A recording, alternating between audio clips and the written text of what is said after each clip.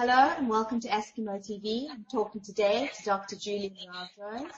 Dr. Rowe-Jones is a consultant nasal surgery specialist at Royal Surrey County Hospital in the UK, and he's the director of the nose clinic. Hi, Dr. Rowe-Jones. Good morning, Joanne. Hi. Dr. Rowe-Jones, let's talk today about snoring. What causes snoring? I wish I could give you an easy answer. There are many things that cause snoring, all of which are often difficult to identify. But I think we can say in common that snoring is caused by vibration in the lining of the throat. Are men and women both equally at risk of having snoring issues? Yes, I think that's right.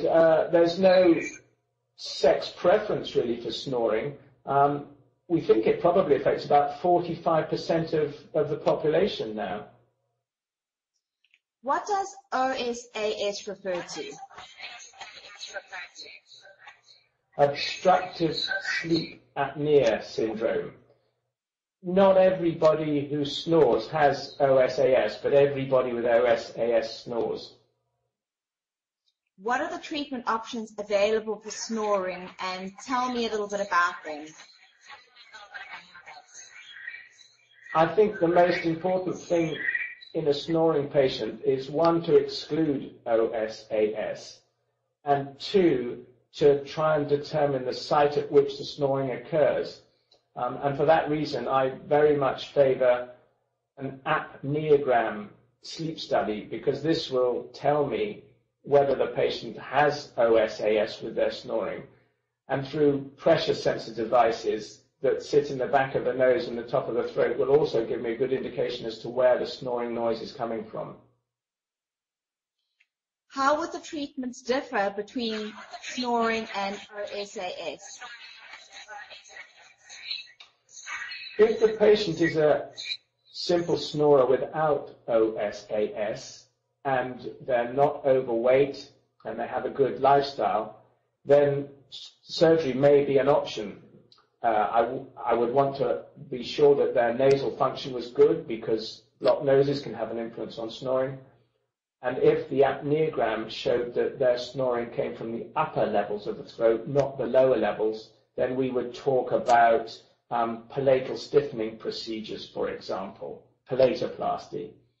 If the snoring is coming from lower down, then I would consider talking about devices that help hold the jaw forward with sleep, and even newer devices which can act to protect the airway behind the tongue. Tell me a little bit about the surgery for snoring. Surgery for snoring, if on the nose, will either be on the nasal lining, the turbinates, or on polyps, polypectomy, or on the septum, septoplasty or septorhinoplasty. If the nose is healthy and the airways in the nose are good, then I will look to perform surgery on the palate, and again will be very conservative. And I favor radio frequency wave stiffening of the palate. This is much less uncomfortable and painful than traditional laser type procedures on the palate. And what are the results, prognosis like after surgery with regard to snoring? If you choose your patients well and they've got a body mass index of under 29 and they're otherwise fit and healthy, then one would hope to help 60 to 70% of patients. If you don't have good information in terms of where the snoring is coming from, then probably it's 50-50 as to whether surgery on the soft palate is going to help or not. And just to end off, what are the risks, if any, to surgery for snoring?